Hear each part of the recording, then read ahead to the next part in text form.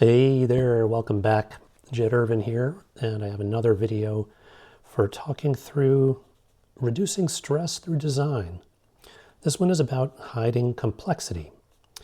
Hiding complexity is all about reducing your cognitive load, and that's a fancy way of saying reducing the amount of thinking you need to do to work with your code down the road. So cognitive load, how many thoughts do I need to have? So let's take a look at this. So there's three things I'm going to touch on here, but they're all involve using a wrapper to make it so you don't have to look at details later. So the first is working with a JSON file, and then basically any file you'll need to leverage in your code, and sets of files you'll need to leverage. So I'm going to touch on each one of these.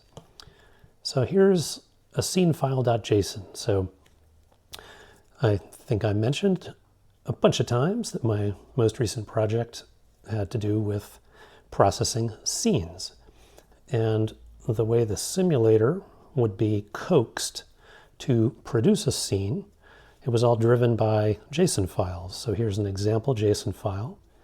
Most likely you've all dealt with JSON files, but just in case not, it's an acronym for JavaScript Object Notation, and it's a format that is very friendly to Python dictionaries, for example. So it's just a nested key value pair arrangement. So you can have like a goal and then a value, and that can be a list, and et cetera, et cetera, et cetera.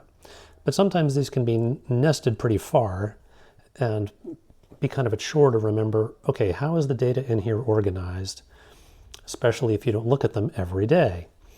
And so what does it mean to put this in a wrapper? Well, I have a class that I'll show you here, but in this case, we had an objects, lists of objects. So each, from opening brace to end brace, all this data was part of what is called an object in this context. So it's a whole bunch of stuff. It's too much to remember. So I wrote a wrapper around just that piece because somewhere else I loaded in that object from this file, and I knew I could do the same thing to any object because all the objects conformed to a certain format, like what information was in them and how that information was keyed. So I decided, okay, I'm going to make a wrapper around that, so that the next time I need to look something up, all I got to do is look at this class and see, oh, I have this function to get the object rotation. I don't have to remember that, okay, to get the rotation, I have to look at the shows key, and oh, the shows thing is a list, but there's always only one element in the list, so it was always element 0, and then I look at the key rotation. There's like 3 things you need to remember, actually 4. In order to pick out that value. But really all I want to do is I want to get the object rotation. That's what I have in mind. So I wrote this wrapper class, and whenever I needed to look something up, I would write a new function there to hide the details. And so working with your code from then on, if you need to do something, get the scale, get the position, or set the scale, or just do any operation on this thing, it's all just more obvious. You don't have to do as much thinking. Same goes for pretty much any file that you're consuming if it's something that you're going to be chewing on a bunch. So this code is a wrapper around a file that I used to record the state of scene processing for each scene. So there'd be like 7 steps culminating with completed. And so there'd be up to 7 lines in each of these files, and it would show the last thing that it did before having some issue. So I came up with a format for that file, and then once I had this wrapper, I didn't really have to think about the format in order to use that file in my code. Here we have a constructor, and we have a scene name, and I pass in the lines. I'm just going to mention one thing here. This is a little bit of an aside.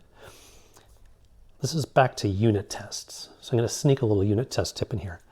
If I make a unit test and it needs to use contents from a file, then in my unit test, I have to load that file and get the lines.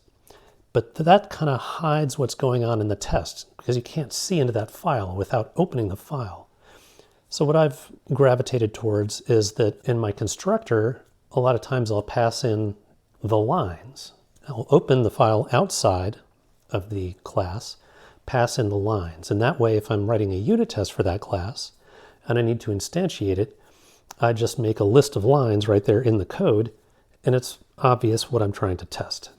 Okay, end tangent. Okay, back to this. So here we can have some code that can ask, was this well formatted? Is it completed?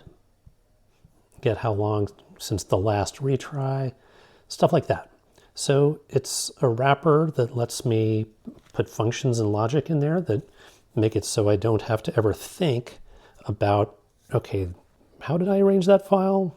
What do the lines say? It's just captured in this wrapper.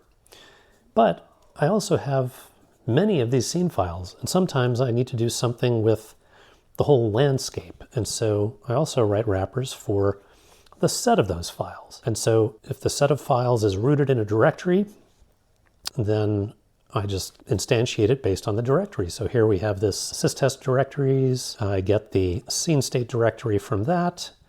Then I load the histories. And so I load them all up, but let's see. Here's a case, get completed job count. So I'm going to need to look at all the scenes to figure out how many were completed. So I don't want to put that on something that wraps just the notion of a single scene. I want that to be wrapped by the notion of the group of scenes. So does it belong in the single wrapper or the group wrapper, like reset scene? This could go either way, but some of these things are unambiguously belonging to the single wrapper or the group wrapper. One consequence of hiding complexity like this with wrapper classes is that it makes your code cleaner. So I'll just, for example, use the scene state history here. So when I instantiate one of these and pass in lines, then I'm doing a whole bunch of stuff to get a healthy object instance all instantiated. Now here in the class that's dealing with the group of files, and I have this load histories class, here's where I get the lines from the file that I found, and I pass in those lines here to the constructor of the wrapper for the single file. Now that means this loop doesn't have to have all this gore in it dealing with this. It's all hidden in that object instantiation, which is a fundamental benefit of using this object-oriented design. You get to elevate the abstraction level in your code and deal with objects that know things rather than having to put all the details there. But it does, I just mention it because it helps make your functions smaller, which is, as you remember, something that I very much advocate. You might find other ways to hide complexity. You might have a set of different files that kind of are related. You might have a wrapper class for that set, even though they're not the same type. So it all depends. The goal is to ultimately have the right balance of the number of files in your code base that are broken apart well. You don't want hundreds and hundreds of Python files that do lots of tiny little things. If your system is reasonably big, you don't want 3 Python files, each one doing a ton of stuff. You have to find that right balance. So keep this in mind as you're building out your code base.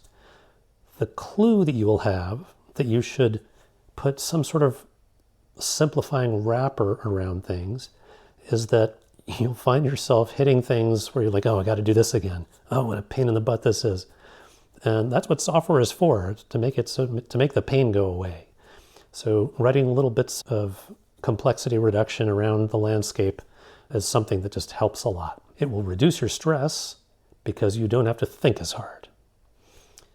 All right, we'll leave it there. We'll see you next time.